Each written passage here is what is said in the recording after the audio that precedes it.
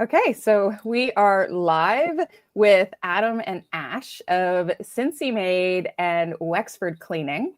And the two of them just posted today in our community that they're at almost 25K monthly revenue, which is amazing. And you guys started when? I say October 1st was our launch date. Well, 2025. That's October 1st of 2024. 2024. What year are we? Yeah. October 1st of 2024 for Pittsburgh, and then January 1st, basically. Well, January 1st for Cincinnati. 7 months for Pittsburgh. Have I got that right? Yes. October to the end of May. 7 months. 5 months for Wexford. For Cincinnati. Cincinnati.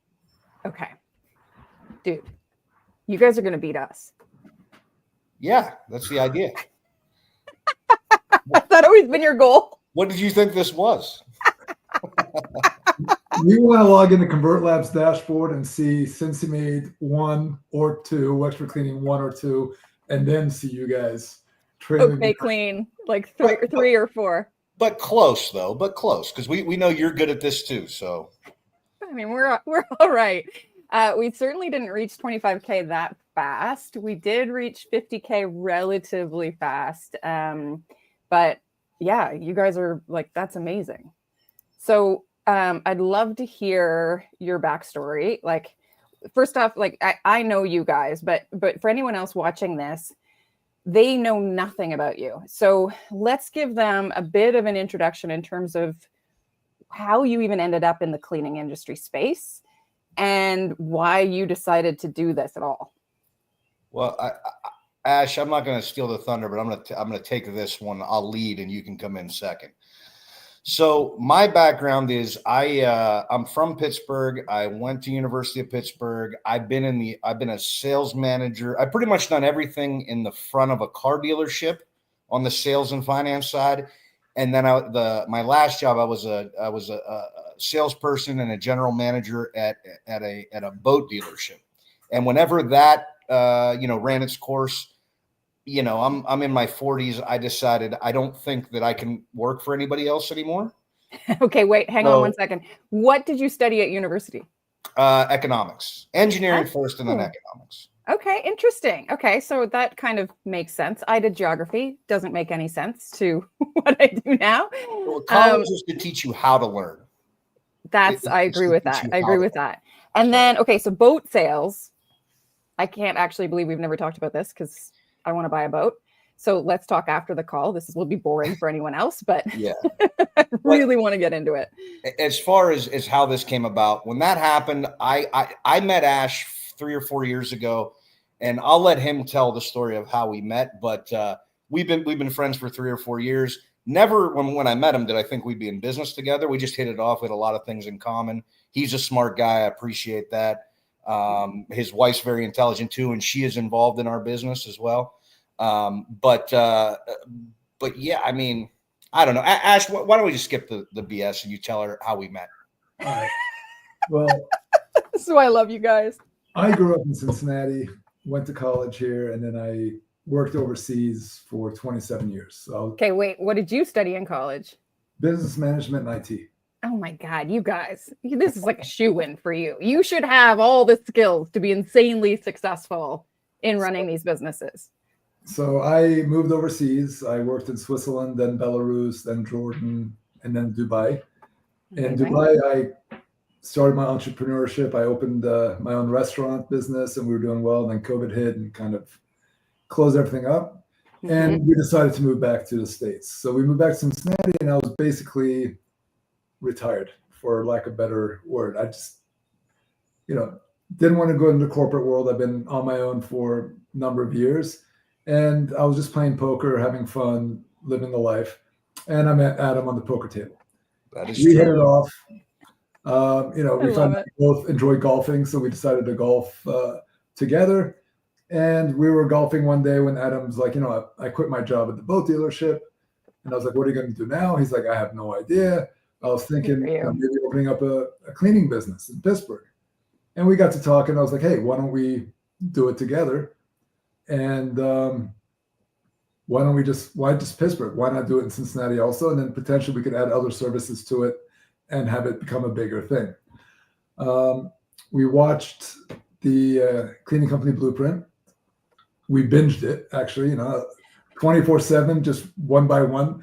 It was like a 21-day course. I think I did it in a day and a half. Oh yeah, classic. Once we get an idea of what we're getting ourselves into, we had some discussions and stuff, and then we just took the plunge. And how did you guys even hear about the cleaning industry as a potential? Like, you could have done anything. You're putting me on the spot here. I think it might have been as easy as just searching YouTube for business ideas that maybe didn't take a lot of startup capital, or maybe good first time businesses for a first time entrepreneur. Okay. Because that was the big jump for me. And I think like people need to understand, when you're working for somebody your whole life, even if you're managing the place, like I managed a boat dealership. I was a sales manager at a car dealership. I was making a lot of big decisions, but it's different. And the barrier to get into business it seemed insurmountable to me. It seemed like, something that I would never maybe wrap my head around. And I think that's how it started. I just searched for business ideas and somehow came across cleaning company Blueprint. And I like the genuineness. I didn't think you guys were trying to hard sell things like some of the other, people on YouTube and social media. So I think that's why we were drawn to you. It's so funny because so many people will say they found it through this Reddit post about side hustles and side gigs in order to, replace your income. But I love that in terms of like starting a business, you have the business skills, but knowing that it's on your back whenever anything goes wrong, and I love, you guys know how I feel about the cleaning industry. Like, I just love service-based businesses now. Because there's so little startup cost, there's so little barrier to entry, and the demand is through the roof.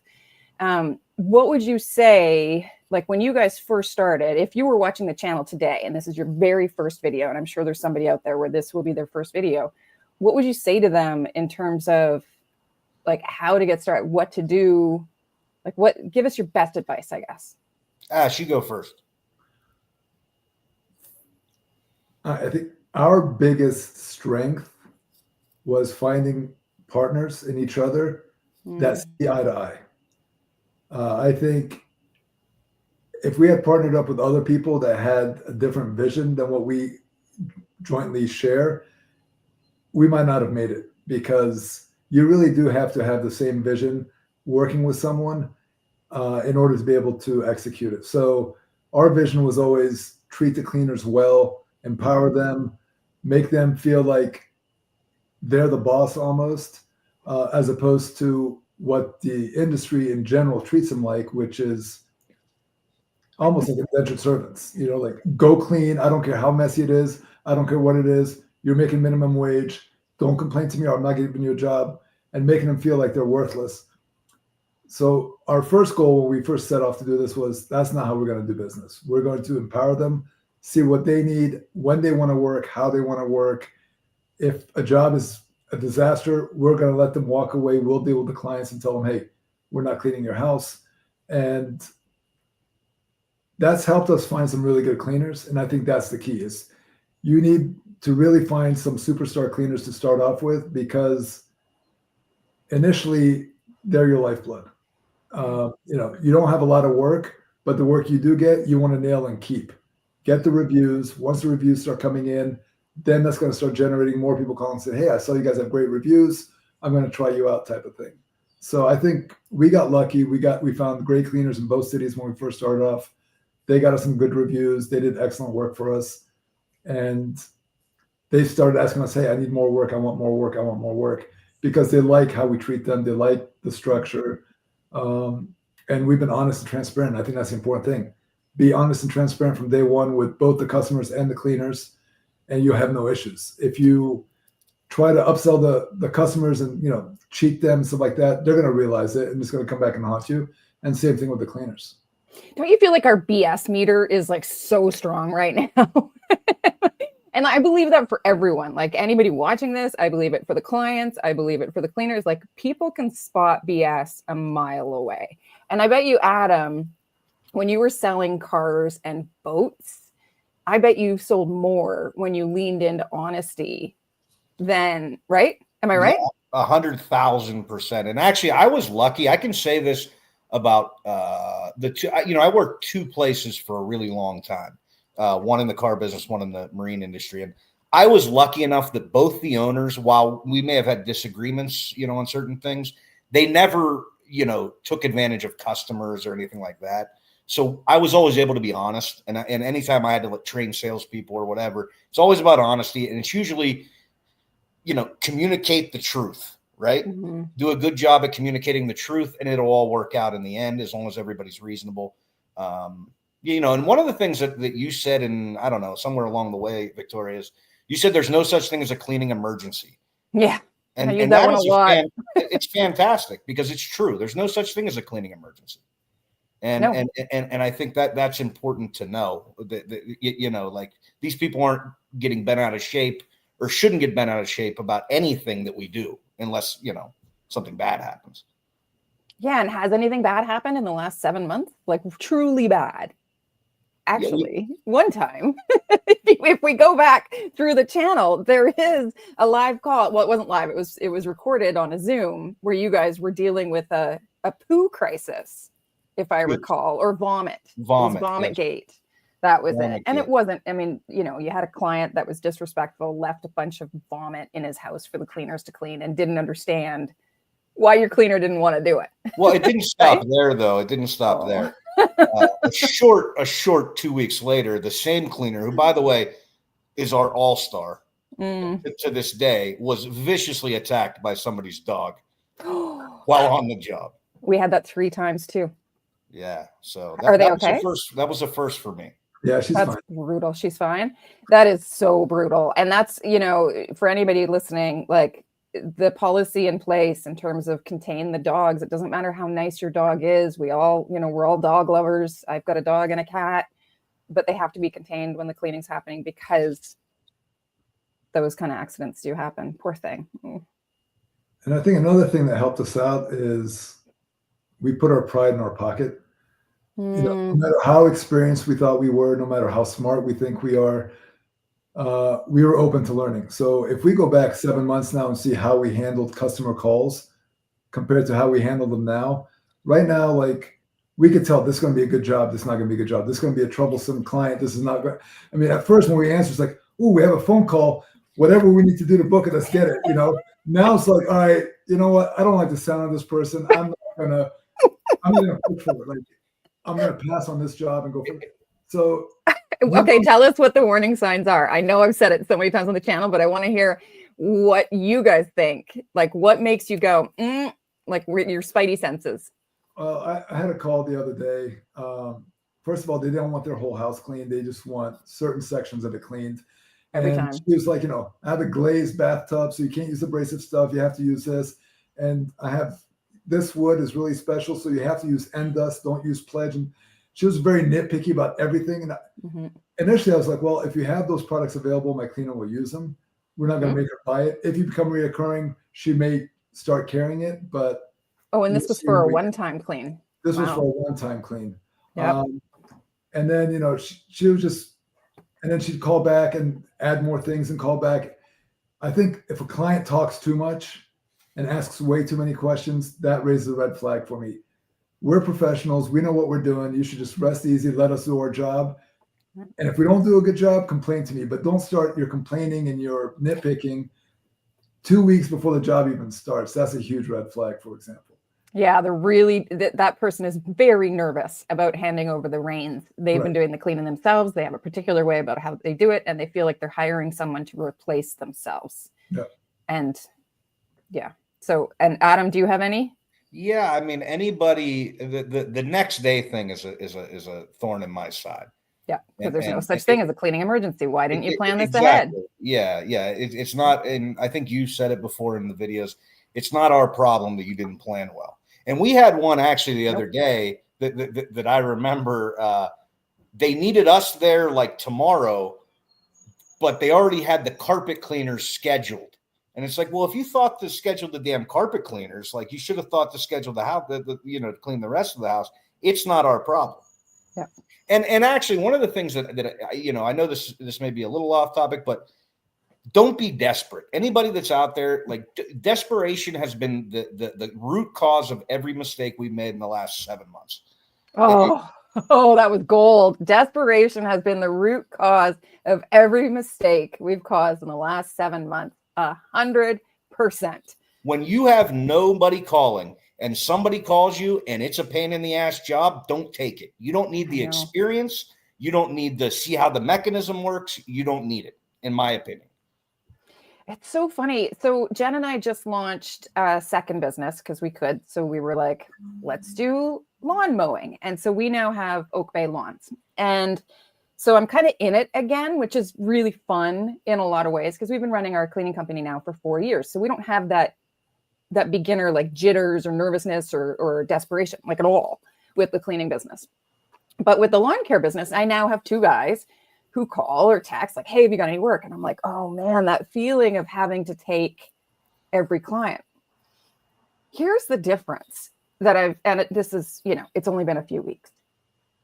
When somebody, so far, all 3 of the clients, we've only had 3 clients. First 2 are both bi-weekly. And this third one will be weekly after today.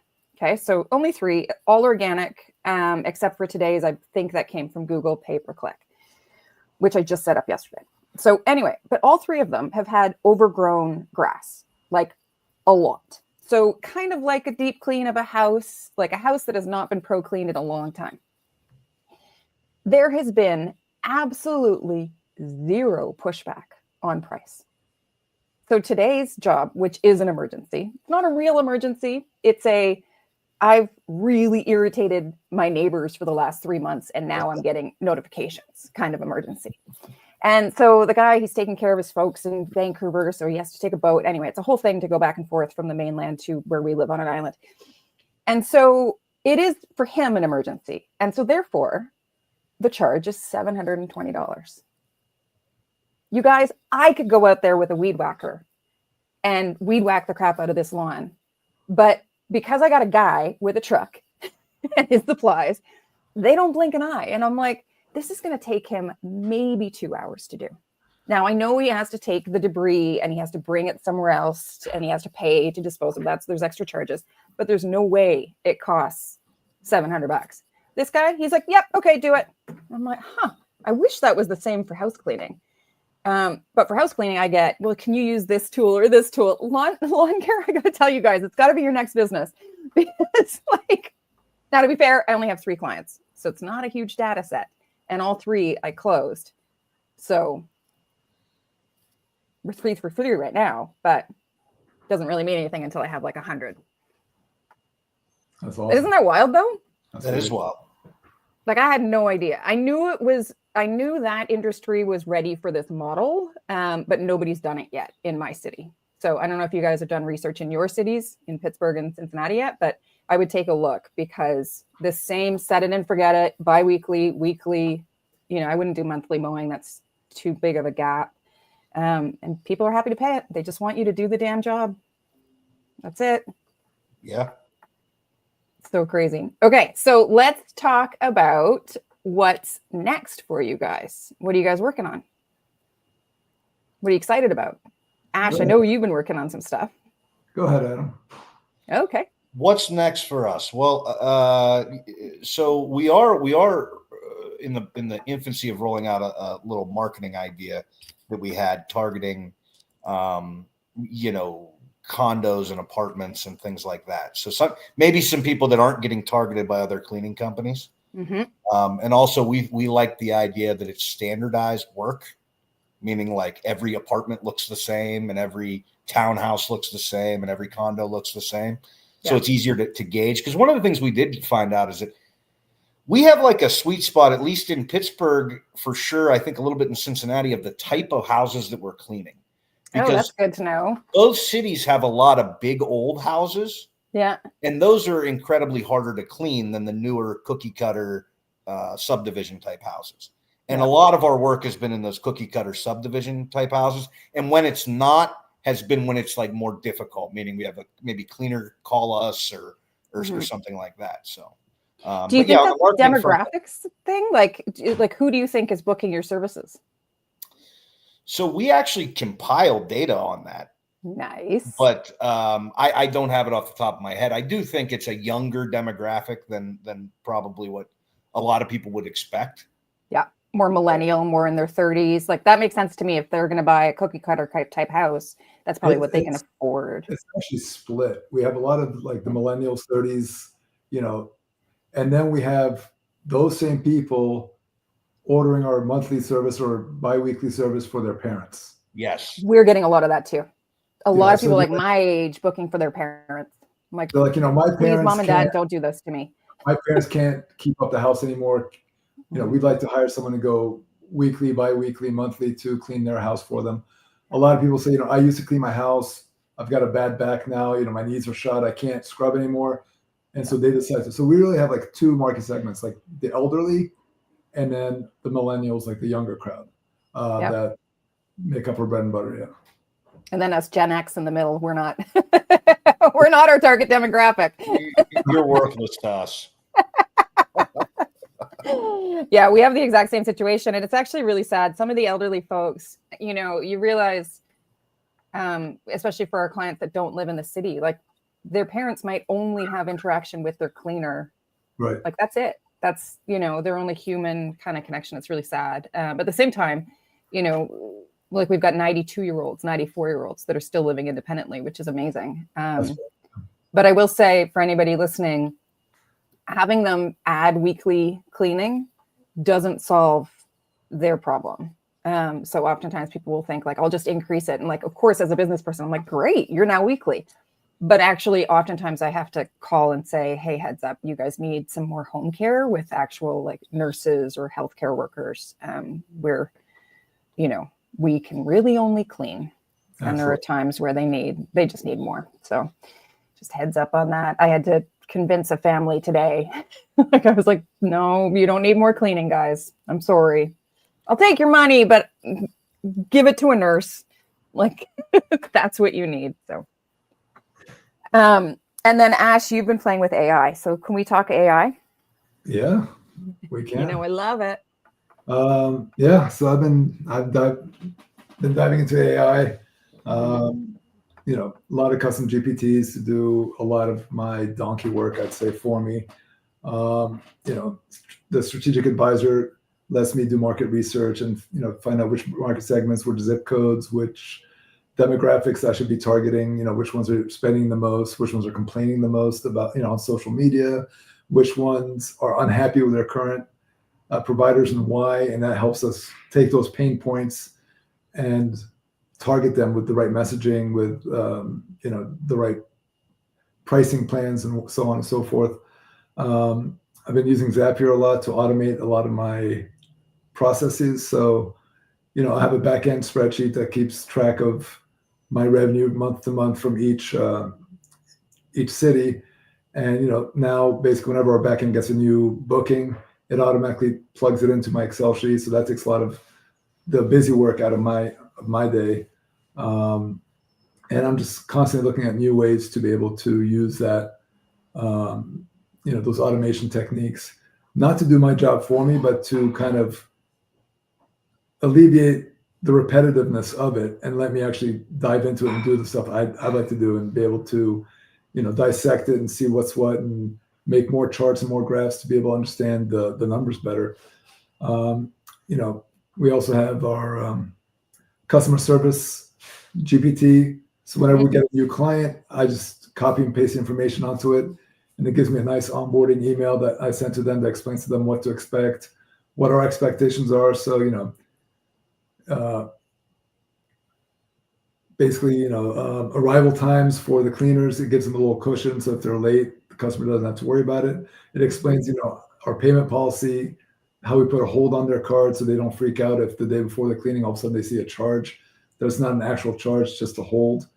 You know, we call them after each cleaning, well, the first cleaning, make sure they're happy with everything and try to get reviews.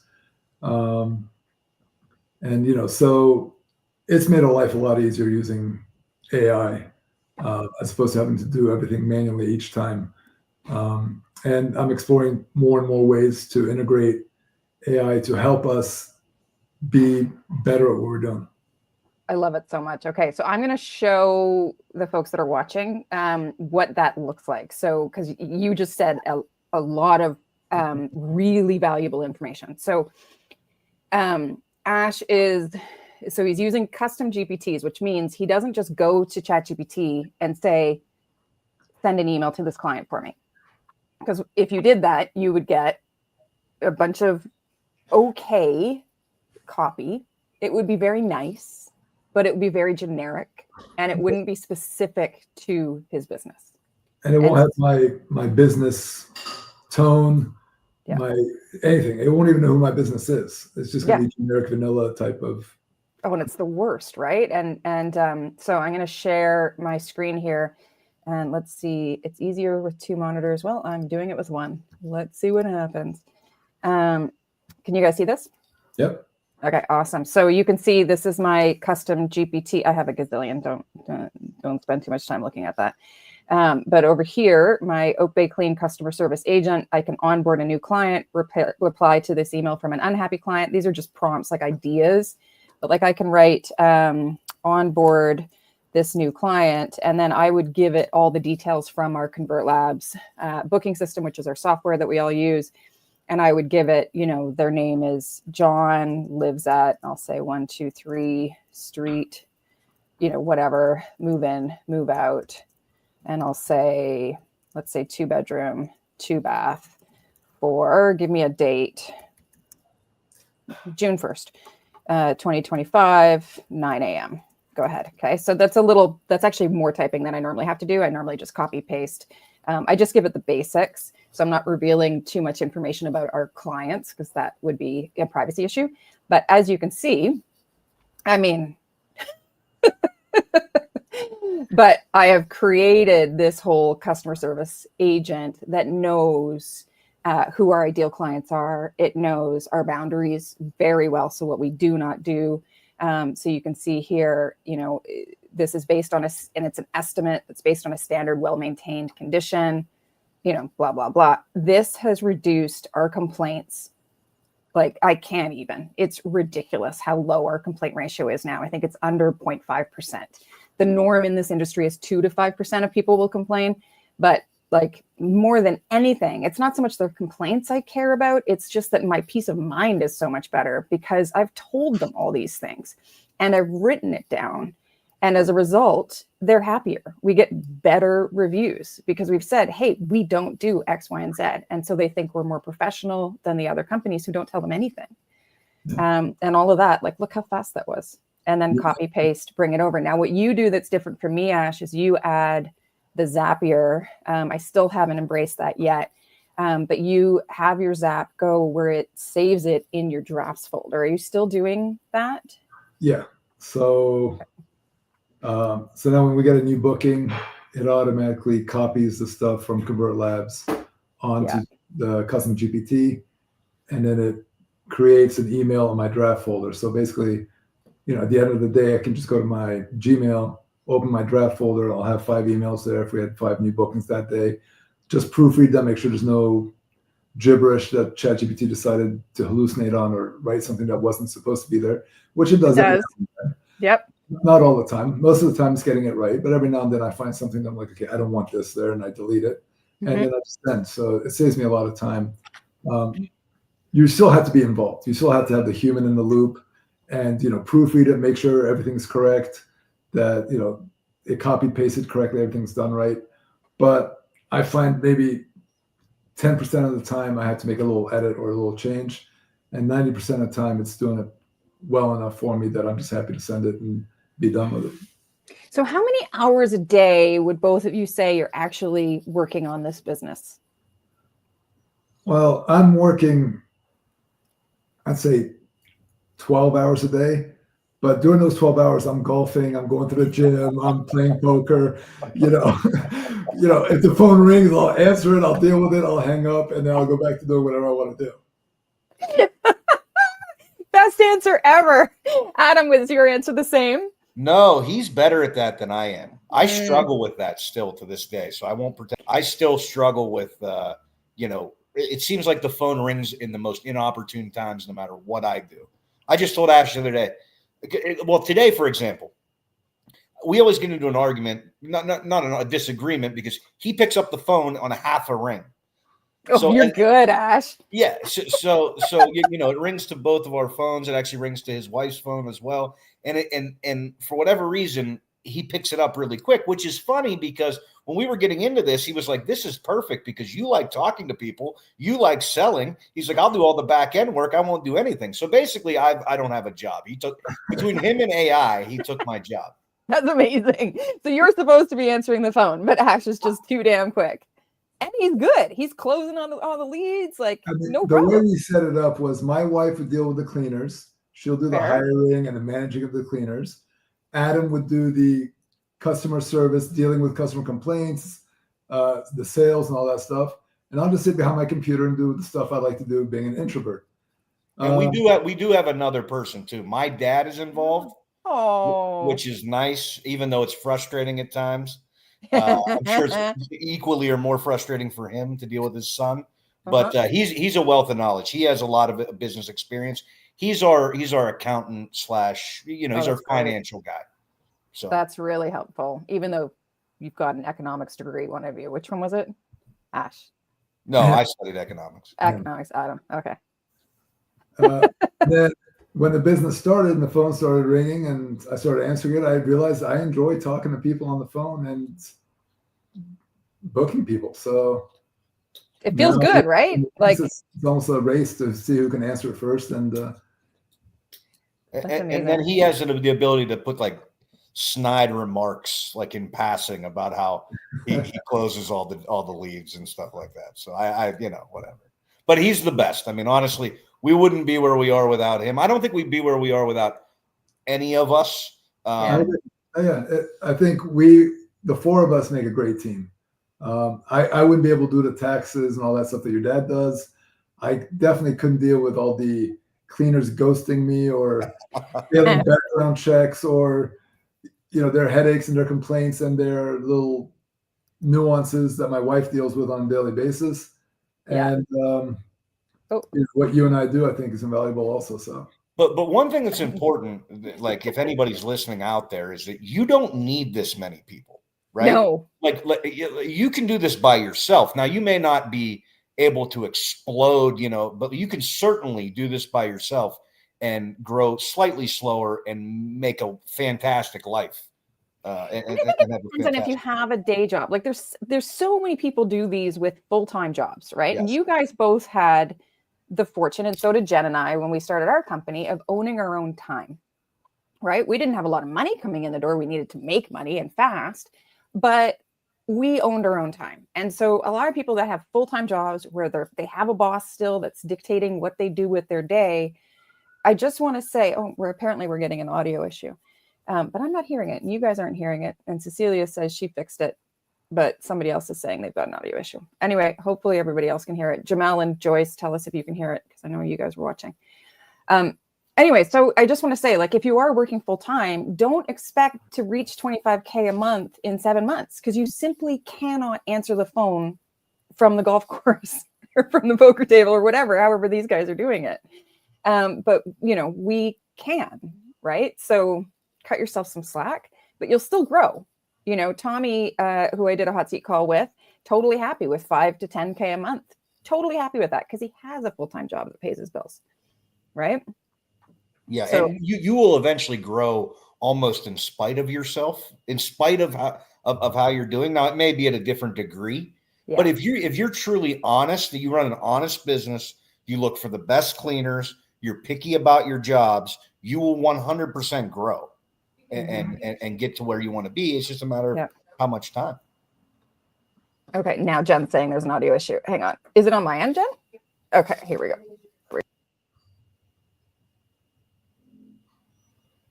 I can't hear you now, I don't think. There we go. Okay, how's that? Good, I can hear you. I can hear you. Okay, weird. I heard everything perfectly. So yeah, it's obviously on my end. Sorry about that, audience. That's really annoying. Thank you for telling us. I heard you the whole time. Yeah, okay. So she's just saying it's just totally breaking up. Weird. All right. Anyway, here we are. I wanted to talk about something, but now I forget. So tell me, and any other lessons, tips, or tricks that you would share with anybody. I know, Adam, you use lots of what we like to call psychology voodoo or sales voodoo. It's not psychology voodoo. It's actually things that, like, if you don't know about it, then it's happening to you. I think actually to channel a poker phrase, isn't there an old poker phrase, Ash, that goes, if you can't spot the fish at the table, you're the fish.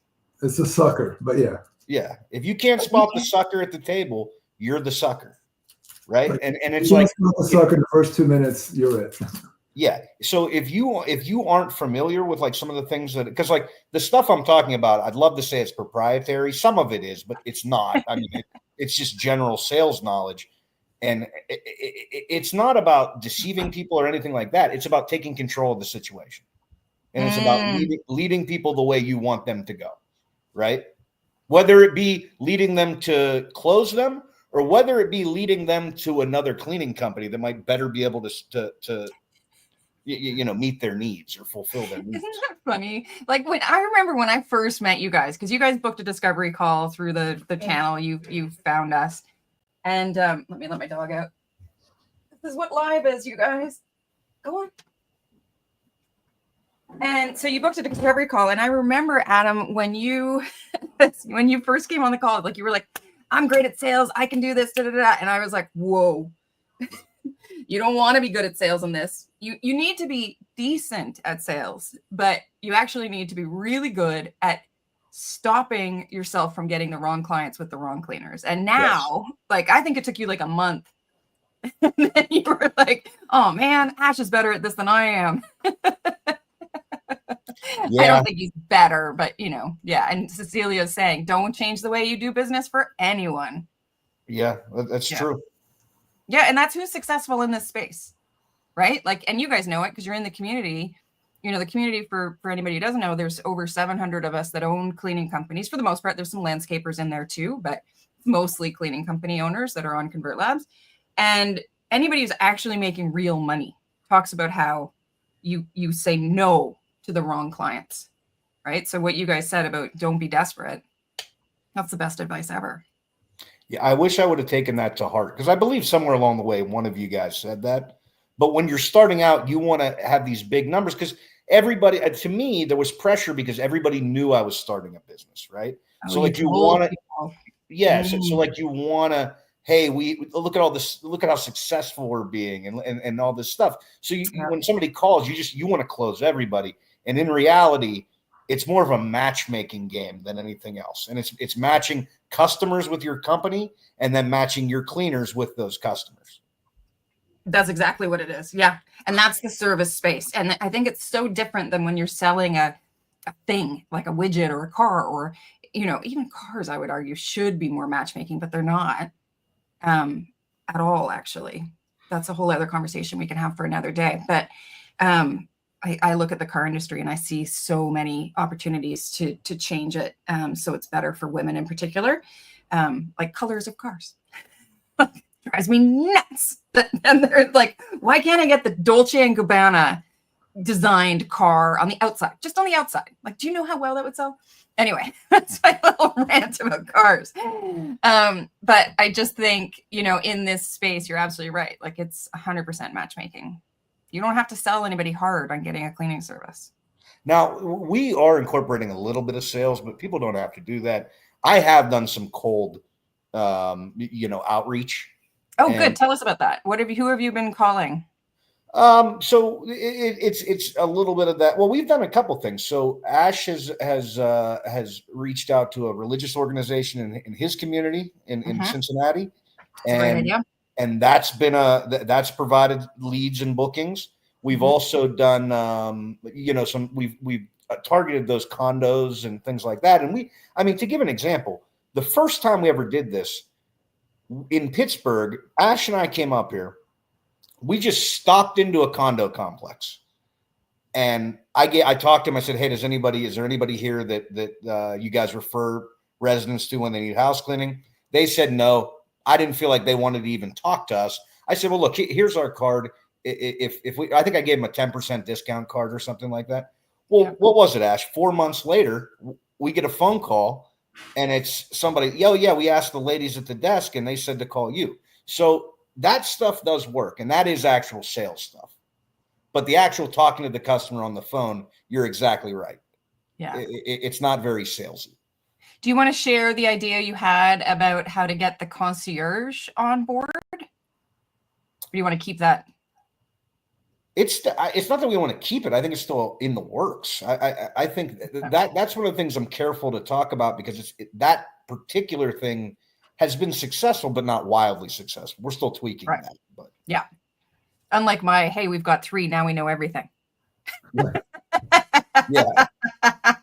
So yeah, we're not being close to the vest on that. It's just I don't want to do somebody a disservice and lead them down a wrong path or something. Yeah, like fair.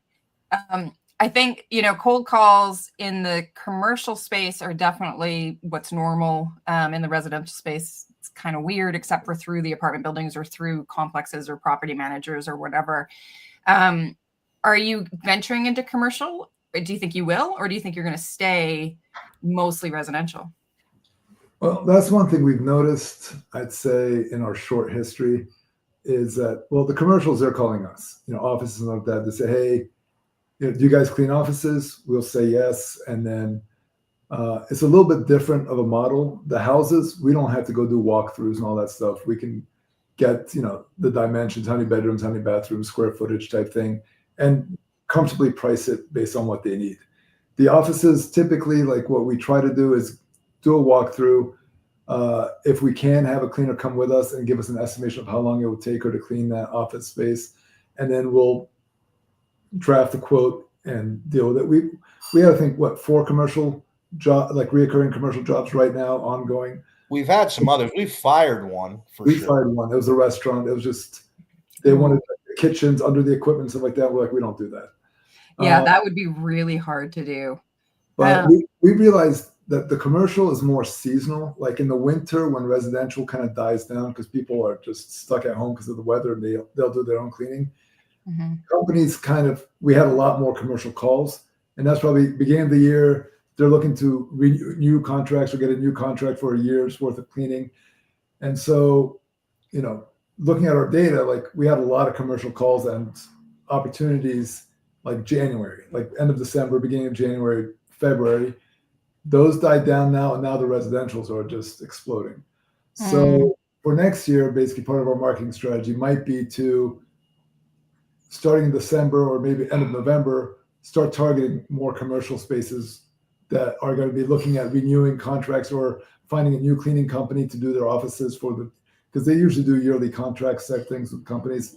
So that's one thing we're looking at, the seasonality of the business. It's our first year, so we're learning when the ups and downs are in the industry, and we're going to adjust our marketing budgets or marketing strategies depending on what segment we want to go after during which season of the year. That makes so much sense. And I think also, Ash, with your analytics and use of AI, the way that you can bid on contracts is going to be so much better than your competitors. Another thing, just to kind of plant this in your mind, do you know about sam.gov?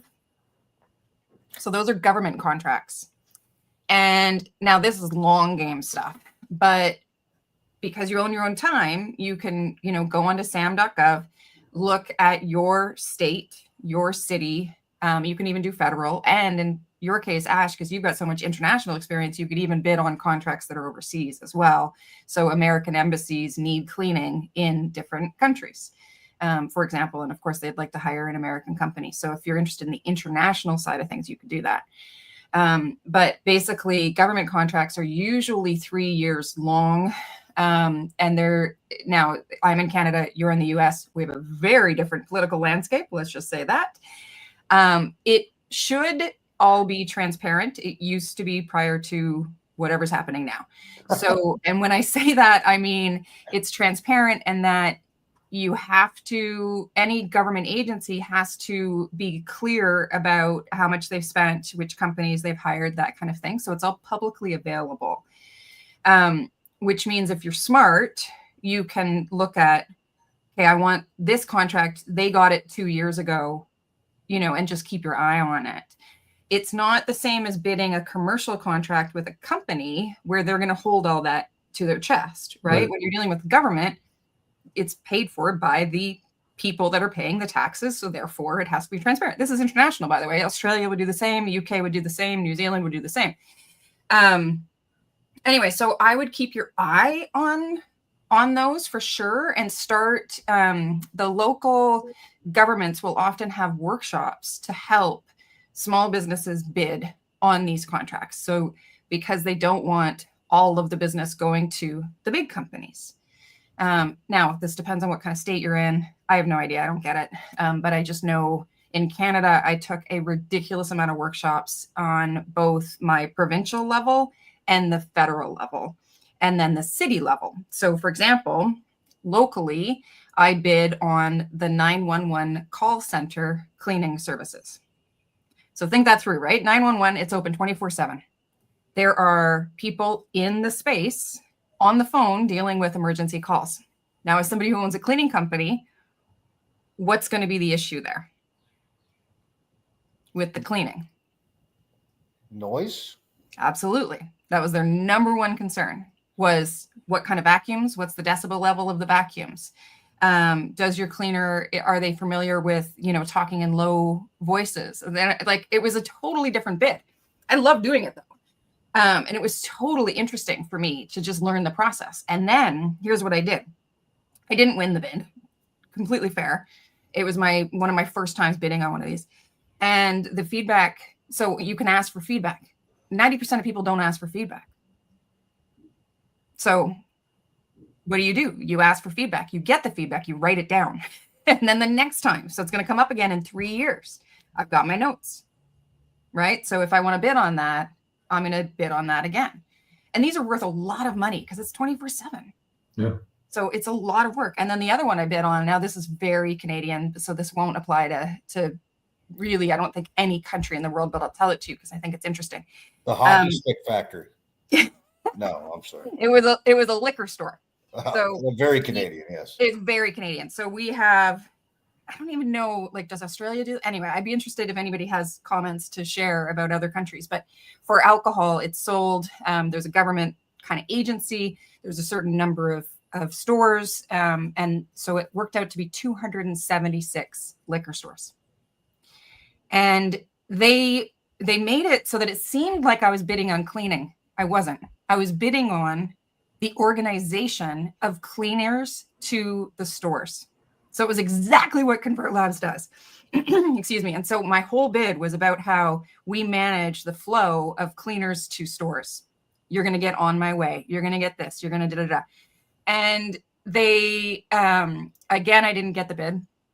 But at that time, I didn't know to ask for feedback. So I just let it go. I calculated it was worth like $300,000. Wow. So anyway, Blake just asked, I'll put it up here. How often did 911 center require cleaning? I think that one was 3 times a week. It was a lot. And I got to walk the grounds. So I saw everybody sitting at their things, and they do a big, a group walkthrough. So you put your name forward, and then that's the other interesting thing. So all the names are publicly, I found out exactly which cleaning companies wanted to bid on this. And then I looked at how many people showed up, and it was 30% of us showed up. So when you're first starting out, you think oh, I can't, there's, 50 companies that know what they're doing. Well, they still don't show up to that first meeting. And that's pretty important, right? To do the walkthrough with the organization, meet the person, ask questions. And then the questions all have to be told to everyone. So then they write them as an email so everybody sees the same answers. So that transparency piece, which I love, is the best thing ever in these government contracts. So anyway, throwing that out there. And you'll have it, Cecilia said, your Chamber of Commerce can help too with Sam as well. So there's so much good training available as a small business owner. So you just have to tap into it. Yeah, absolutely. Yeah. If you want to go in that space. I still don't love commercial because of cash flow. So imagine if we had won one of those bids for like 300 grand. Well, our company's only making from residential about $500,000 to $600,000 a year. That's our revenue. And that's me working less than a couple hours a day on it. Okay. So, and then Jen works about an hour a day on the behind the scenes stuff. So, and we're like these guys, we don't want to work that hard. I want to be on the golf course if I golfed. I'm actually at the gym or doing yoga, but like, you know, not that you're Adam's like, I'm still working really hard. But, you know, I don't want to work like busy work. Yeah, smart work. Nonsense. Smart. We want to work smart, not hard. Yeah, work smart, not harder. You got it. So anyway, so if we'd won that one, imagine how crappy that would have been for cash flow. Like, I would have hated it. Yeah, especially if you're paying your cleaners on a daily or per job basis and not monthly. You have to put all that money up front before you recoup it. Plus, I think I told you guys this already, but I had a meeting with a guy who works for an agency that helps businesses get bought or buy or sell your business. Right. And so I met with him and I said, hey, I'm considering bidding on this thing. And he said, don't do more than one of those, Vic, because your entire model is built on people paying $200 every 2 weeks. So if all of a sudden you have this one huge client, as great as that is for your numbers, to be able to say, we're doing 800K or we're doing $1 million or we're doing 1.5 or whatever. Well, if it's only one or two clients bringing that in, you don't actually have a great business. And I thought that was really good advice because I was like, I just thought everybody wanted more money. Doesn't it matter if I can show like I, you know, have a business with 1.5 million? Well, I think the more diversified your customers are, or your customer base is, the safer you are in the long term. And there's that economics degree coming through. Something like that. I love it. Okay, what else have you guys got for us? Is there any working hard at working smart? That's what Blake just said. That's exactly. Yes. The interesting dynamic with us, I know you're from Canada, so football's not a thing for you, but it's very hard to be a Steeler fan and be in partnership with a Bengals fan. It's very hard. It's hard for them now because the Steelers are on the decline. No. So Jen and I just got season tickets to the BC Lions because I have been an NFL girl forever. But we are right next door to the BC Lions, and Snoop Dogg is playing opening night, which I think is amazing. And so I'm becoming more of a, we do have football. It's just only 3 downs. It's so different. Yeah. But the one thing I will say, the nice thing about Ash and I is we complement each other. Like I'm the guy that if we're at the poker table, I'm carrying conversations. Ash is reading everybody and analyzing every single hand. And that kind of partnership, it's actually something I've never been a part of before. I've always been around a lot of like-minded people. And while we have the same values and we have the same vision, the way his brain works is definitely different than mine, and it's a good thing. So it's kind of a yin and yang effect. Yeah. I mean, we challenge each other. We have disagreements, but they're not arguments. It's just different points of views. We talk it out, and one of us will see the point the other person's making, and we'll go with it. The good thing about having 2 cities is if we disagree on something, we can A/B test it. We can say, all right, let's try this in Cincinnati and not Pittsburgh and see how it works. And if it doesn't work, we're like, great, let's just can it and keep going. If it works, great. So, all right, now let's apply it to Pittsburgh. So that's kind of a nice thing to have these 2 cities because we can try different things. A perfect example of that's recent this week is that Ash wanted to start instead of assigning jobs to cleaners, inviting cleaners. That's the best. And my position was I agree that we want to move to that, but I feel like it's a little early. Okay. And so we compromised on, guess what we're doing? We're inviting cleaners in Cincinnati and we're assigning in Pittsburgh. And to be honest with you, now small sample size, but it seems like the inviting is working. And the other thing is I can honestly say both he and I have had no problem saying, okay, you know what? I disagreed, but now I see that was a good idea. I agree with it. Let's move on. So like where I may have had reservations on that initially, it's looking like, at least to this point, like I was wrong. And that is a good idea, at least for our stage in the business. I love that. That is, so for anybody listening who's like, what is he talking about? On Convert Labs, when you have all of your service providers, which are your cleaners in this case for cleaning business, you have the option of either hitting a button that says invite, and then the cleaner gets a text notification as well as an email to say, do you want to accept this job? And it has estimated payout. So, and you can turn that off if you want, but I don't know why you'd want to.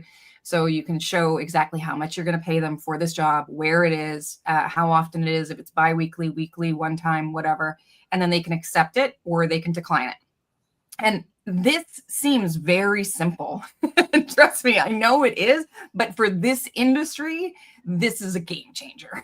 Like, it's everything. I absolutely love it. But I had the same reservation with it, Adam, because I was always the one that was like, no, this cleaner's better at this kind of job. Yes. So I'm just going to assign them.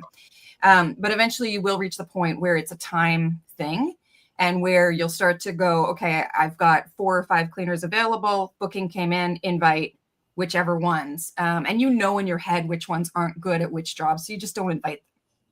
Exactly. And that's really the only difference. You can, if you have some cleaners that you really want to get jobs to, invite them first, give them 24 hours to accept it. And if they don't, then go to round 2 and invite the rest and see who wants it. But at the end of the day, you need to find a cleaner for that assignment. And you're nicer than me. I give them an hour max. And sometimes if somebody's really bugging me, I invite them to all the jobs that I know they can't do, just so that they can see just how much they've blocked off their own schedule. So well, that's one of the arguments I made to Adam is, we have some great cleaners that are just busy all the time with other crap. And I told them, hey, if they see how many invitations or how many cleaning jobs they're not taking or we're not giving to them because they're so busy, they're going to free up some time to make that money themselves. And then all of a sudden we have the great cleaners having more time with us as opposed to not. That's just it. I have a cleaning couple right now, and a lot of people love working with couples, like pairs, two people, because they think, oh, it's just so much easier. They can get more done in a day or whatever. I personally don't love it because couples always try to get more work in a day, and they constantly are trying to move clients around other clients when changes happen. And so I have one right now that's, they'll text like, we're available on this Tuesday at 9 a.m. And I'm like, I've taken 9 jobs today. Like invite, grab it or not. Like, but in the beginning, I was much nicer about that. I had like a big, actually it was a wall calendar. It was massive. And I color coordinated each of the cleaners. So when jobs came in, I was able to look and see and, move them around. Anyway, it was so much more complicated than it needed to be. And now I just use invite. Michael here has asked this question. Here, I'll show it on the screen. Starting a new business soon and trying to figure out the best pricing model in the area. What would be a good starting point? Square foot, hourly, bed, bath. Would love to hear your thoughts. Over to you guys. The easiest is bed, bath to start off with. We started off with bed, bath, and then we added square foot to it, just because not all 3-bedroom, 2-bathroom homes are built equal. The square foot, it's almost like a modifier. Our base is always going to be bedroom, bathroom. The square foot is just a modifier to increase the price in case it's a 2-bedroom, 3-bathroom home that's 7,000 square feet because, 4 of the bedrooms, they turn into offices or whatnot. So it kind of helps us modify it. And just recently, I think within the last month, we started doing hourly, just because we were turning away a lot of business of people that didn't have red flags, but also did not need the whole house cleaned. For example, my college-age student kids live in the house. I expect them to clean their own rooms. I don't need those rooms cleaned, so on and so forth. So we decided, we'll do the hourly. The hourly is not as attractive a pricing model as our package house deals, but they pay the cleaners really well. The cleaners. What are you guys charging per hour? $75 an hour. Yeah, same. And then, if they're a weekly or a bi-weekly hourly, they get the discount. So it becomes, 65 or whatever it is per hour. Mm-hmm. So it's still a great deal for the cleaners. They're making $45 an hour up to, I think 38 is the lowest on a weekly clean. So they're happy with it. And they know it's 2 hours of their time, 3 hours of their time. We have a minimum of 2 hours. I know you guys do 3 hours. Right now we're at 2 hours. We might shift it to 3 hours in the future, but we want to make it worth it. The cleaner shouldn't drive half an hour, do an hour, and then drive half an hour back for 1 hour's job. It's not going to be worth it for them. So right now we're doing minimum 2 hours. And we've gotten some clients and it's kind of worked out. That's one of the things that we were kind of apprehensive about doing at first. Mm-hmm. And then we decided, let's test it out. Let's see, we're turning away a lot of business, and some of it could be repeat business. And we don't try to sell it. We don't openly promote it. My first, whenever someone asks, I just need this done, I always say, for the best deal, let us do your whole house. Exactly. That's the best bang for your buck. It doesn't matter how long it takes us. If it takes us 10 hours or 3 hours, your house is going to be spotless. And if they insist, no, I really just want an hourly thing, I'll say, all right, well, $75 an hour. And people are like, okay, that's fine. And we're like, all right, great. And we book them. And that's per cleaner, you guys. That's not. It's per cleaner. Yeah. It's per cleaner hour. Yeah. The other thing for Michael too is don't, the desperation thing we talked about before, definitely don't be afraid to be on the upper echelon of prices in your area. Ash knows when we were launching in both cities, I did a pricing analysis of all the, at least similar type cleaning companies in the area, in each area. And we are definitely towards the top, but I don't think we're the most expensive, but we're definitely probably in the 80th percentile or higher. That's the sweet spot to be in. That's the best. So the other, I'll add one more thing to Michael, and then we'll move on to Megan's question here. Michael, the last thing to say is, since you're following this channel, find the cleaning company blueprint 21 day. I forget what it's called, but it's basically the course, and watch the very first 10, 20 minutes. We explain to you exactly how to do research on your competition. And so these guys did it. Everybody's done it who has a cleaning company within the community, because you're going to call, the top 10 companies that show up on Google, and you're going to find out what are they charging. And then where these guys are, the 80th percentile, perfect spot to be in, because especially if you're using Convert Labs, you're going to have a better company than 99% of the companies in your city, simply because of the systems you're setting up. So you can charge more. And you can deliver a better quality service as a result. So not a sales pitch for Convert Labs. We do always talk about it, but that's just the software we all use. Are you hearing that beeping right now? I think it's outside. Yeah. No, it's inside. It's my sister cooking. It's the fire alarm. Every time. And then let's see Megan's question. For someone just starting out, would you recommend one niche like residential? There's lots of post-commercial I think she means post-construction maybe, available in my area, as well as Airbnb. I'm in Florida. Which direction should I go? Oh, that's a good one. Oh, I love residential so far. Yeah. I absolutely love residential because you can build relationships better. But I mean, my recommendation is pick a niche. Don't try to be too all inclusive. I would focus, probably if I could do it over again, or if I was doing another one by myself, is I would pick one and I would focus on it. I would almost turn away commercial unless it was like very easy in our territory, stuff like that. That's my recommendation. This is where we disagree. Go for it. I think the niche picked us. Like when we first launched, we're like, all right, we've got a cleaner.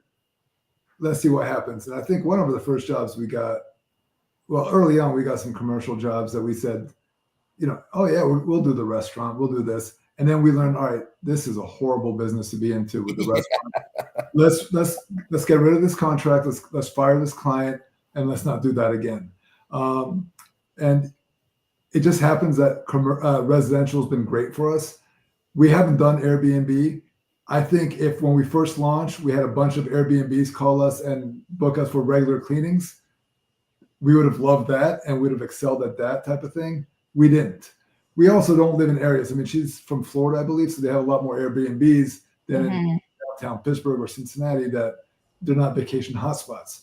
So I wouldn't exclude any niche. I mean, I like Adam said, start off like residential is the easiest, most stress-free niche to go with, because everyone has a home that they need cleaned, and a lot of them are reoccurring. So it's an easy niche to get into. But I wouldn't exclude, like, I'm not doing Airbnbs. Like, try it out. And if something that you end up being great at and love it and it expands for you, go with it. Like, don't be narrow-minded and say, no, I'm not doing this. Try everything. Like, if we hadn't tried the restaurant, we would have never known. Now we know that For commercial, we're doing office spaces, just, your cookie cutter office space that has like a reception, cubicles, an office that needs vacuuming, light dusting, wiping down. That's it. We're not doing kitchen equipment under the fridge and, they spill flour on the floor and sauces and all that stuff. That's not our business. So, I think just adapt to whatever is going on and learn and see what works for you, what doesn't work for you, and just go with that. Yeah, I think that's a great answer. And I think for Airbnb in particular, and I have talked about this a lot, I think on the channel, if not on the channel, then definitely in the community. The issue is not in getting Airbnbs. Those are easy to get for cleaning because they always need cleaners. That's not the issue. The issue is in finding cleaners that are available and willing to work between 11 and 3, because that's their check-in and check-out. And if you think about it from a cleaner's point of view, the best way for them to make the most money possible in the residential space is to have one client at 9 a.m. and they clean until about noon. They take a lunch break, they drive to the next client, another client at 1, and they're done by about 4. That is your perfect work-life balance. As soon as you do 11 till 3, that's one client a day now. So you've gone from having 2 clients a day to having 1 client a day because you simply can't clean a whole house from 9. Like, you just can't. And so that's why I personally avoid them like the plague. It's not because they don't call us. It's not because they don't try to book and they try to bargain hunt. They try to price shop. And I'm like, nuh-uh, you guys should be paying the most, especially in my city where I am. And our rules have changed. They're not allowed to do what they used to do. But where I am, like, we had no apartments for our cleaners to live in. So we were losing cleaners, moving to bigger cities that had more accommodations because everybody started buying these apartments to rent out as Airbnbs because we were in like a tourist hotspot. And then they were trying to pay less for the cleaning. And I'm like, don't even get me started. You took away their homes. And now you want to pay them less? Like, and here's what's happened, you guys, as a result of the changes that happened here in our city. There's now like 4,000 1-bedroom, 1-baths available because our government stepped in and said, no, you can't do this anymore. And now my cleaners can afford to pay for their rent because the rents had to drop and like there's availability. So now I have cleaners willing to work. If an Airbnb calls me and says, hey, can your cleaners work? I'll say yes. And we charge this. And then for the person that's asking, you haven't asked it yet, but I know you're thinking it. But what do you charge them? The same as I would charge anyone else. There are no discounts for Airbnbs. They want more for less. Nope. They get same for same. That's it. So, and then someone else asked here, oh wait, sorry. There's another question. Last question, finding cleaners. Okay. And then I've got to run because I'm going to see the Karate Kid movie tonight. Okay. So we'll do Michael and then Jet Red Rose, I think it is. So Michael asked, last question for you. Finding cleaners has been a challenge to start. 100%. That is the challenge, Michael. What had been your best recruiting solution, contractor versus employee? Thanks again for sharing your expertise. You're welcome. You guys, go for it. Let me address the contractor versus employee, and then Ash, you want to handle the recruiting and stuff like that. So the contractor versus employee, here's reality. We don't have a cleaning background. So if you wanted to go employee, you would have more control over your business, but you'd also have to, you'd be held accountable for processes and materials and things like that. The one thing that's been a natural fit is it's an easy sell to the right cleaners that, hey, we're not your boss, we're a partner. And we're your marketing wing and your customer service wing, and we're going to make sure you get paid.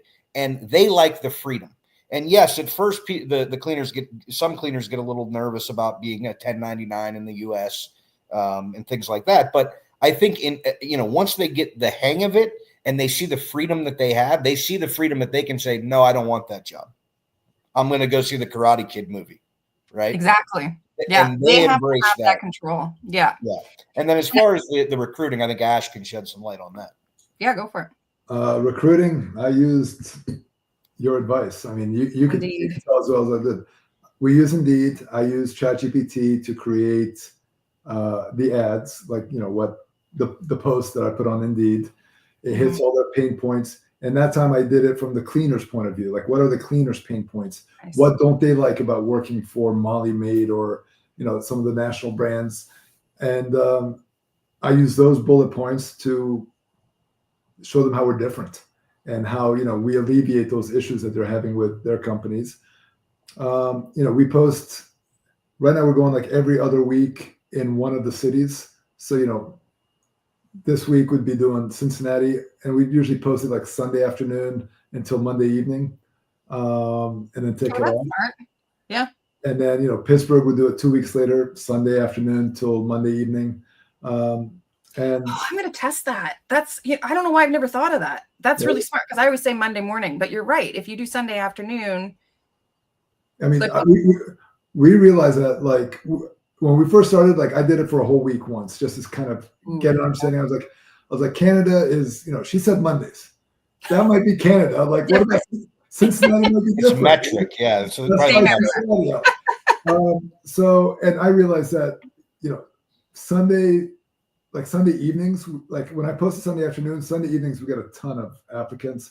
And then Monday morning, we get a ton, and then starts dying down by Monday evening. So for us, it works. So I'd recommend for anyone, like, if you're not getting a lot of candidates on Sunday, Monday, try Tuesday, Wednesday, try Thursday, try Friday, find the day that works best, and then just stick to that date moving forward, because it works for us. Now, recruiting is a challenge, and God bless my wife. She's our recruiter.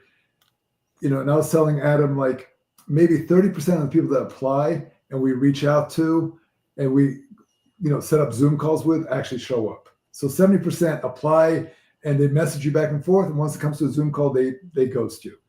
Out of the 30%, 90% fail the background check, And so now you're left with 10% that you do the test cleans with, and not all of them are good. So when you find a good one, you really got to treat them well and get them hooked on what we do and get them hungry for more work from us and get them actually saying, hey, any more bookings this week I can take, type thing. And, and keep them, because you really need to nurture them and keep them. We don't micromanage them. That's one of the things they hate, is someone being over the shoulder saying, no, you got to do it this way, that way. They're professional cleaners. They know what they're doing. As long as they pass, the test, the test clean, and they've done a good job, they don't need someone bickering over how they do everything, what rags they use, how, whether they mop clockwise or counterclockwise or whatnot. Let them do their job without someone hovering over them. And that's why the contractor model works great, because they're free to do their job the way they know how to do it without someone being over their shoulder telling them, no, we do it this way. You got to wear this. You got to do that. And that doesn't work.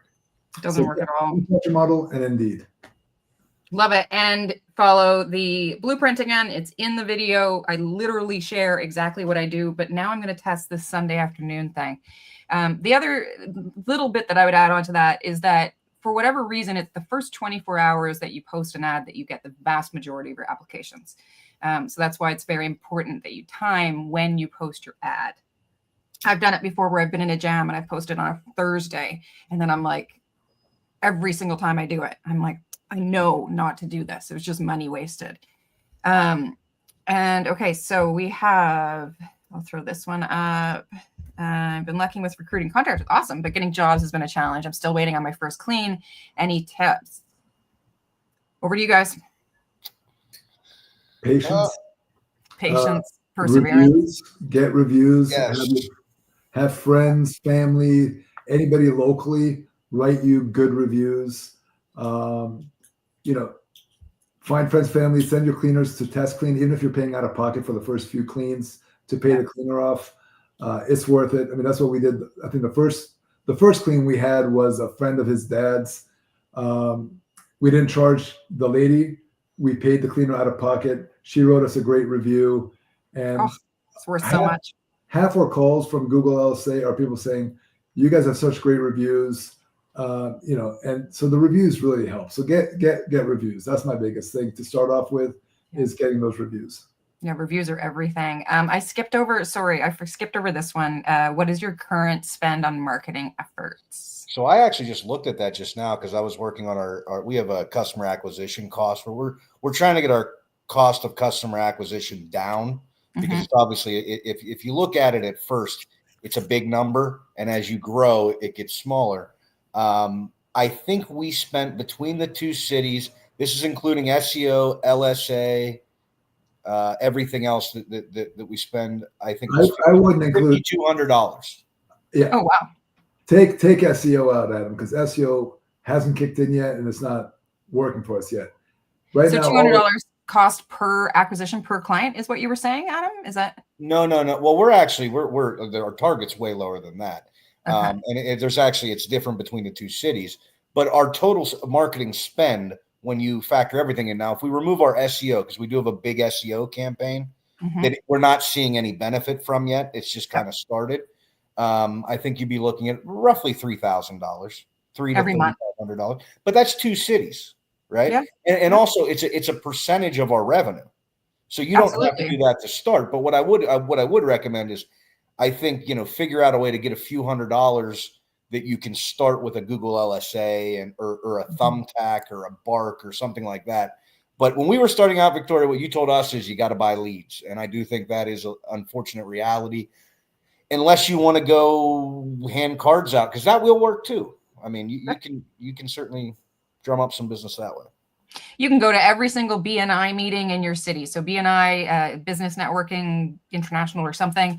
It's free to go to your first 2 meetings. So you can visit the different BNI chapters, and to answer Megan, because she's also asking about how they're gig workers with cleaning experience. Do you agree or disagree with us cleaning as we first launched for more profit in the beginning? I say pay your bills. So if you have to pay your bills as a cleaner in the beginning, because that's how you're going to bring in revenue, there is no shame in that. But you will eventually, the danger of being a cleaner / business owner in this space is that the clients will always want you. And your ego, and I'm sure you're a great cleaner, but your ego is going to tell you you are the best possible cleaner in your city. Your clients are going to tell you that, and then you're going to believe it. And so it's not true. There are other great cleaners in your city. So just remember that when you're the only one in the field in your business, that's taking you away from thinking about your business from a top-down view. I hope that helps. But I mean, I've done the cleaning. We have lots of people in our community that started as cleaners first, then became business owners. It is a bigger leap in a lot of ways because you're literally like, what's best to do in terms of cleaning, and your brain, your ego will tell you that that's what you need to focus on. But it's actually about getting leads. It's about getting cleaners. This whole business, like Adam said before, it's a matchmaking business. And Victoria, one thing I want to say about the person that's having trouble getting started, leverage your connections. So whoever you know, tell them that you have a cleaning business. Yeah. Tell them to be your eyes and ears on the street. Absolutely. And just like literally get out there and tell people. I mean, Adam felt really comfortable telling people. Jen and I didn't tell anybody. We kept this secret for the longest time because we didn't want people to know that we had started a cleaning company. And I say do that too. Like if you don't want to tell people, you don't have to. You can just market your business as your business. It doesn't have to be you personally. Okay. Because I know some people out there are like, but I don't want to tell people I'm doing this. You don't have to. So, okay. So sorry, I was just showing that one there. Okay. I really do have to go because the movie starts in like 15 minutes and I got to travel there. So I really appreciate you guys and all of the interaction from the audience. That was amazing. I hope this plays well and the audio wasn't totally terrible. If anybody does want to join us in the community, it's free for 30 days, convertlabs.io/blueprint. That's how these guys got started. That's how I got started. So you just got to jump in and then we'll see you inside the community. You can talk to any of us. You can DM these guys. I think that's it. Do you guys have anything to add? We don't plan on going anywhere. So we're going to be a part of the community for the long run. So anybody that, anybody's welcome to reach out to us if they want to. I love it. And I want you guys to start lawn care next. I really do. I think it's going to be so fun. We might have 2 more cities we're going to do cleaning at before we go into lawn care. So we'll see. Oh, we didn't get okay. We'll have to do a part 2. We didn't get a chance to talk about why you named your companies 2 distinct names rather than one big brand name, but let's park that. We'll do another round another time. And then I would love to hear about City 3 and 4 Oh my God. Sky's the limit. Yeah. Okay. Bye, everybody. Thank you so much. Thank Bye. you. Bye.